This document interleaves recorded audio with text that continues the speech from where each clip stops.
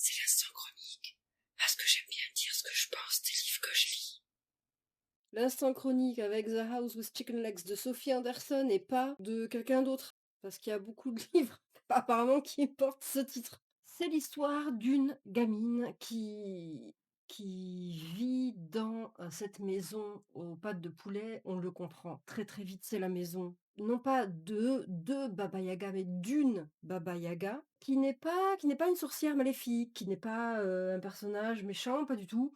C'est un personnage qui est passeur de morts. Voilà, c'est quelqu'un qui fait passer les morts dans le monde des morts, voilà, du monde des vivants au monde des morts. D'ailleurs d'une manière assez festive, ça fait à manger, il y a de la musique, ils organisent des fêtes. Donc c'est plutôt, une approche positive et ça commence bien. On entre dedans très vite, on se pose un peu des questions, voilà, sur ce qui va se passer et c'est donc la jeunesse, hein, puisque je ne sais pas exactement l'âge, j'ai oublié l'âge. Elle a 11 ans, 12 ans, quelque chose comme ça et donc on suit cette gamine qui comprend pas forcément trop toutes les règles, qu'on lui a imposées, mais on comprend que quand même elle apprécie, cette vie qu'elle a, même si elle voudrait pouvoir, aller à droite à gauche, sortir de la maison, aller visiter, blablabli blabla, bon, classique.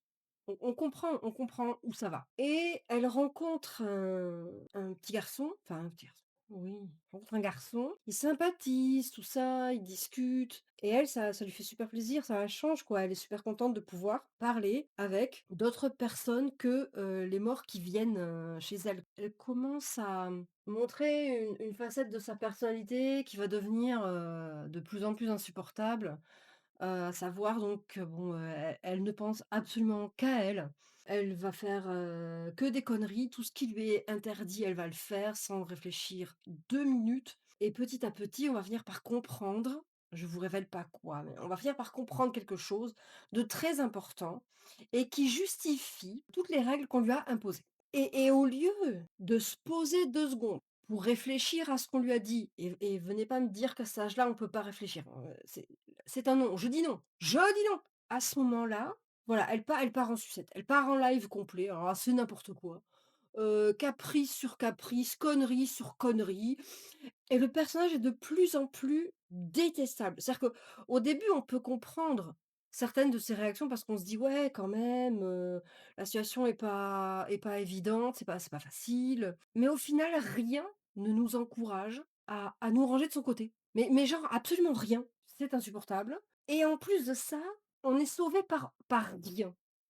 Mais par rien. C'est-à-dire qu'il y a d'autres personnages dans l'histoire, mais qui sont aussi détestables que le personnage principal. On est censé établir une relation entre elle et la maison, hein, qui est un personnage, qui est vivante, mais la relation est toxique. Je veux dire, la maison, elle est violente, elle fait des trucs hyper malsains. Comment est-ce qu'on peut se projeter dans une relation saine? Comment est-ce que nous, lecteurs, on peut imaginer qu'elle, va développer des sentiments d'attachement envers la maison. Ça fonctionne pas du tout. C'est une relation toxique as fuck et franchement, non, non. Donc le personnage principal est une connasse, les personnages secondaires, hein, qui vont tourner dans tous les sens, sont des connards, à l'exception d'une, mais au final qui va pas avoir une grosse importance. Il y a rien qui sauve le truc. Il y a absolument rien qui sauve le truc, quoi. C'est carrément insupportable. Ah, j'ai noté à 80 donc de ma lecture, c'était le pic de Chounia. Ça m'a carrément saoulée. La couverture est très belle, la couverture est très belle, hein, ça je suis bien d'accord. La couve est magnifique. La couve est très, très, très jolie.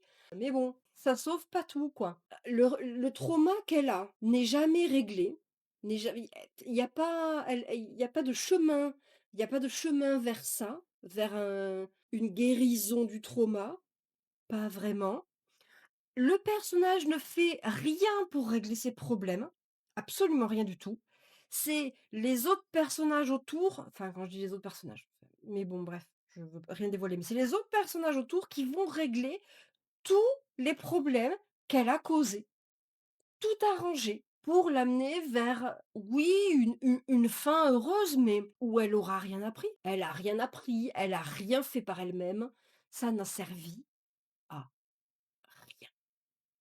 Mais alors à rien du tout. Parce que la situation dans laquelle elle est à la fin, elle aurait très bien pu l'obtenir, juste en se posant 5 minutes et en discutant avec la personne qu'elle avait en face et ça se serait réglé. Voilà. Donc moi, j'étais dépitée.